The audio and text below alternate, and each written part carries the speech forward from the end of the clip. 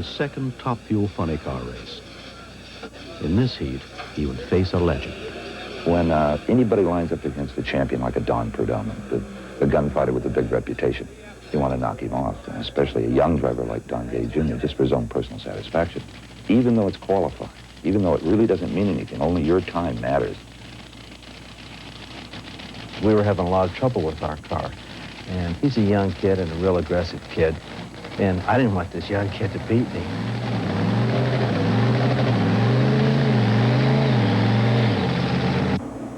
Donnie was trying to follow his racing champion father, but this day had been somewhat disappointing, and this was his last chance to qualify for a better starting position in tomorrow's race.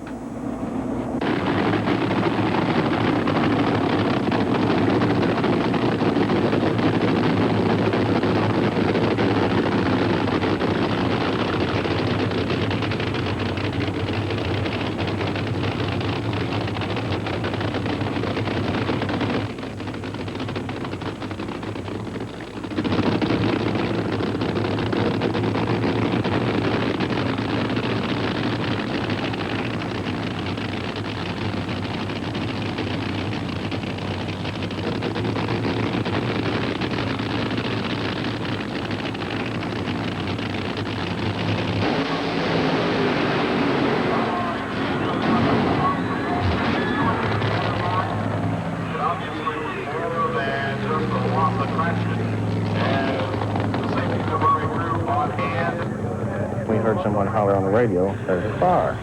So at that time, we put the truck in gear and started easing out. We seen him coming up the hill, and a lot of flame.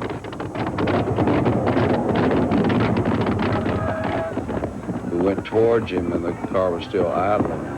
And we figured something was really wrong because he wasn't shutting the engine down, he wasn't trying to stop, he wasn't trying to come out the escape hatch out of the top. We all had to turn around and chase him back.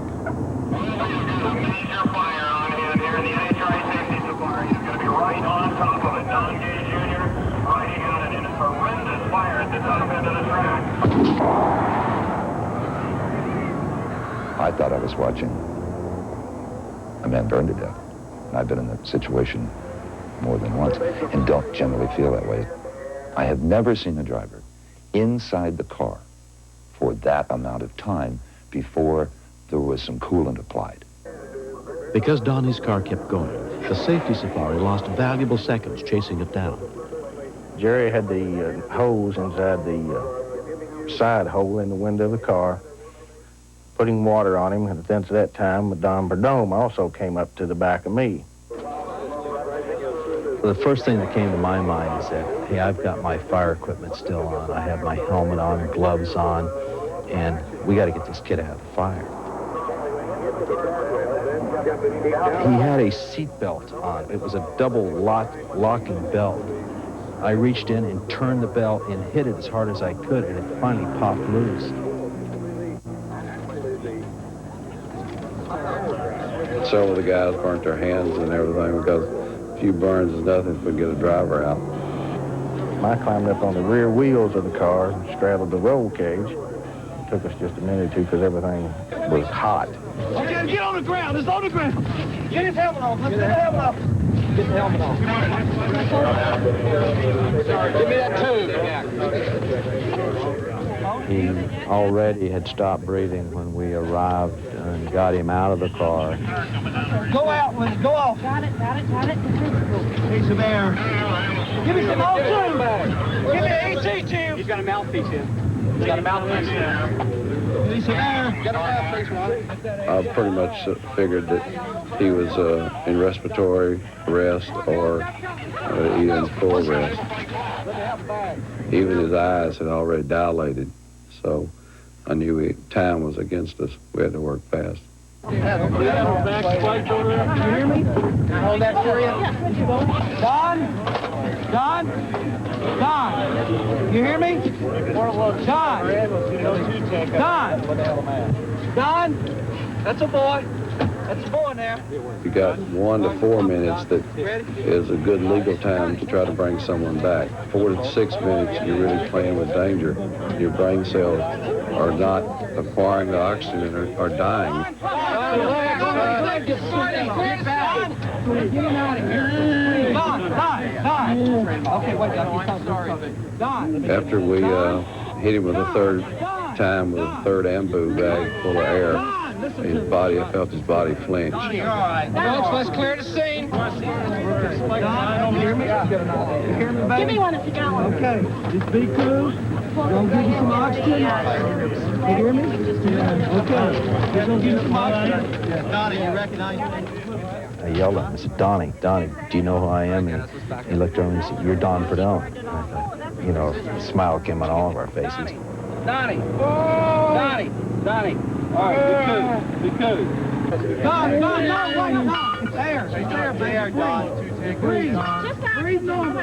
Breathe normal. I was calming him down because, you know, he was trying to breathe too fast. He done got excited, and I sure didn't want him to go back out after getting him back in because we may have more trouble going into shock or something else.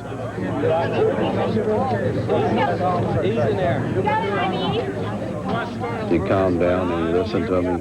I told him it'd be a stick in his arm because we was fixing to start an IV for more fluid for him in case we had to put some more drugs to him, that we also had that available. So as soon as we can get the word from the far end, they can get to you, but look at it. From a suite in the racetrack tower, Donnie's grandparents had seen his car go up in flames. Marie Gay had no other information about his condition. All right, guys, let's back up. She burned it off. Oh, that's right. What was incredible to me was his grandmother, Marie. She was the most collected of all of them. And she's down on her hands and knees saying, breathe, Donnie. Breathe, Donnie. Just in a very controlled voice. She didn't add to any panic that there might have been. Just what a strong lady. Donnie's fire suit had protected him from the flames, but the red-hot metal inside the car had severely burned his arms, and the intense heat had caused the sweat to boil on his back. He had inhaled a fair amount of flame, and of course that inhalation burn that people get is a very critical issue, and you don't know for 24 to 36 hours how serious that particular injury is going to be. We knew that he had some second and third degree burns on his arm and on his back, but it was less than 10% of his body, and that was not our immediate concern.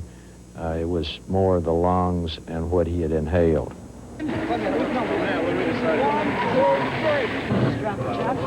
Right over there. There's Gordy behind us. Behind you, Bullet.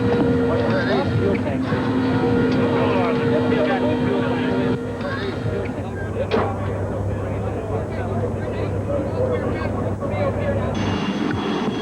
Don Gay Jr. was rushed to a trauma center, where he was treated for flame inhalation and burns.